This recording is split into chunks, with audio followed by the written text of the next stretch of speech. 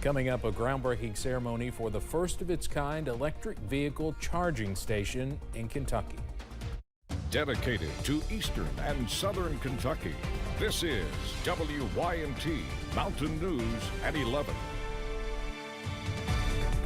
Good evening, I'm Steve Hensley. State and local leaders broke ground today on a new electric vehicle charging station in Madison County. It marks the first EV charging station in the southeastern United States to be built through the National Electric Vehicle Infrastructure Program. Jeremy Toms reports from Richmond. A bit of extra buzz swirled around the Circle K off exit 87 in Richmond this Monday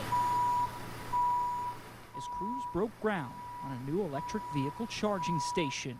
Here in Kentucky, we are supercharging our economy, and we are supercharging our future. Kentucky is receiving $70 million in federal funding from the National Electric Vehicle Infrastructure Program.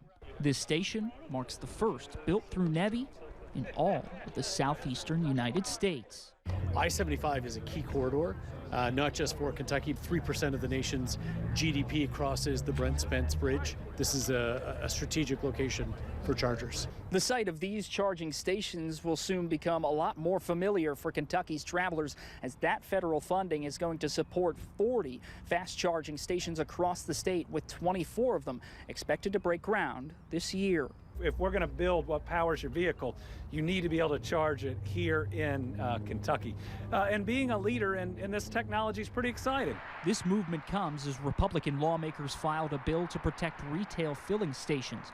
And Attorney General Coleman has sued Shailene Bott and the Biden administration over federal emissions rules. Governor Beshear says the Commonwealth should support traditional automobiles while also remaining open to the future of EVs. This is an industry that for decades to come, there's going to be a lot of options in. If we want to be the automotive leader, we need to make sure we lead in each and every one of them. In Richmond, Jeremy Toms, WKYT. Berea, Winchester, and London have also been awarded charging stations. At today's groundbreaking, Governor Beshear opened up a new request for proposals to develop 16 more sites that will fill out this EV station network. The demand for justice for Amber is echoing from the hills to the highways. Amber Spradlin's family and supporters rented 2 billboards in Floyd County to spread the story of her June murder, hoping to keep her face on the minds of those involved in her death. The family believes investigators are doing all they can, but they say someone coming forward with a confession would bring the answers they need. The amount of the evidence that needs to be analyzed, and with no one assisting by talking, then they have to get all their information from what they've gotten at the crime scene. One billboard is located in Prestonsburg and the other is along US 23 in Allen. The billboards were rented with money from a nonprofit in Spradlin's memory. This story developing tonight. State Police and the Rockcastle County Sheriff's Office are investigating a deadly crash. Troopers say it happened around 8 p.m. on Highway 461 and Doc Adams Road. They are urging drivers to expect delays, at least for the next little bit, when traveling in that area. The Sheriff's Office is expected to release more information later.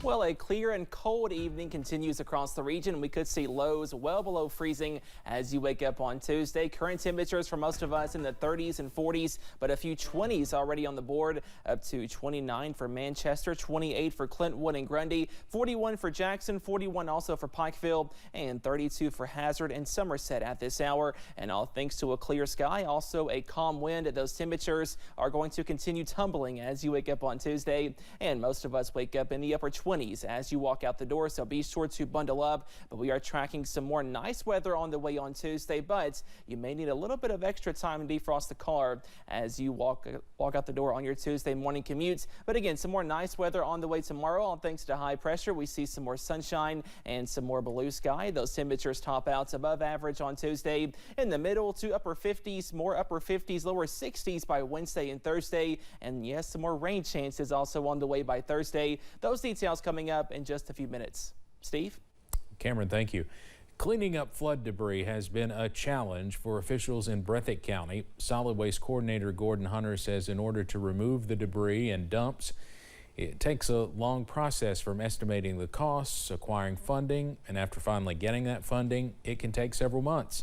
He says they have now received funding to help clean up some dump sites in the county. We have received some funding to clean up a lot of these dump sites. I think we have several that we're going to be working on, and we are going to start on Highway 15 going towards Perry County later in this week, and hopefully if we can get them started, and as soon as we get those, we're going to start spreading out in the county and hitting some of the other ones as well. Hunter says while it's been a long process obtaining some of the funding, it's important to know that officials are still working to clean up the areas devastated more than a year and a half ago.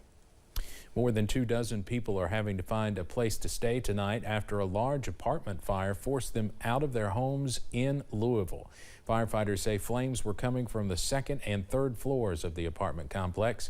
Nearly 100 firefighters were at the scene. Fire crews say everyone was able to make it out safely. It's not known what started that massive blaze. A Southern Kentucky organization is seeing an increase in homelessness. Those with Somerset's Help the Homeless say drug abuse, mental health concerns, and other factors are leading to the jump in people losing their homes. They're now working to reverse the trend. They are working to shelter people and give them necessities, but they are dealing with some limitations. It's just overwhelming, the need here in Pulaski County, that there's just limited resources, and we are solely community supported. Help the Homeless says they see an average of 60 to 70 people in need a day and keep around 10 people overnight. The organization has several fundraising events, and one's coming up this Wednesday night. We have more information on that and other links to ways you can help on our website. Mountain Comprehensive Health Corporation is putting their health care on wheels. The healthcare provider now has a mobile health clinic. Corporate Compliance Officer Chris Bates says it's equipped with several items that can be reasonably stocked. Bates says they plan to open it in the early spring. Once we have the mobile health clinic schedule up and going, we will have that schedule available on our website at mchcky.com, and patients will be able to call and schedule for the mobile health clinic. Mountain Comprehensive Health Corporation serves 7 counties in the region. Bates says people can walk in to be seen without an appointment as well. The Arleigh Boggs robotics team in Letcher County made school history recently, and they are also working on ways to keep their school safe in dangerous situations.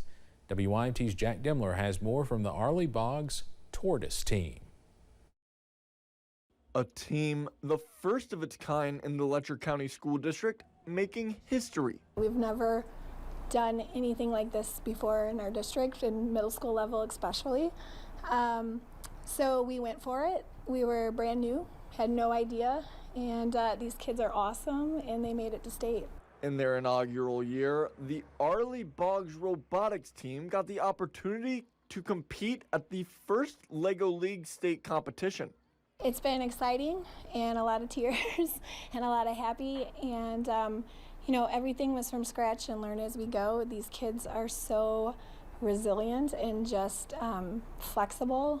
Along with performing at the state level, the team worked on creating a prototype to help law enforcement in the case of an active shooter scenario, an idea that the students came up with after going through a drill. We kind of felt like we were just sitting ducks in the corner, being helpless and waiting for something to happen, and so we thought we would take a part in that and help out. Teaching kids the importance of law enforcement? Any time that we can get kids to run to cops and not away from them and understand that they're good for our community and get comfortable with them, that's a good thing. And gaining valuable insight to improve the device. They gave us a lot of ideas and validated their concerns and things that they could do, so it was a really great experience. From competing at high levels to working to create a safer community, the Arleigh Boggs tortoises are teaching lifelong lessons. In Letcher County, Jack Demler, WYMT Mountain News. Strand says that now that she has a year of experience, she hopes to do more and get more teams this experience and opportunity.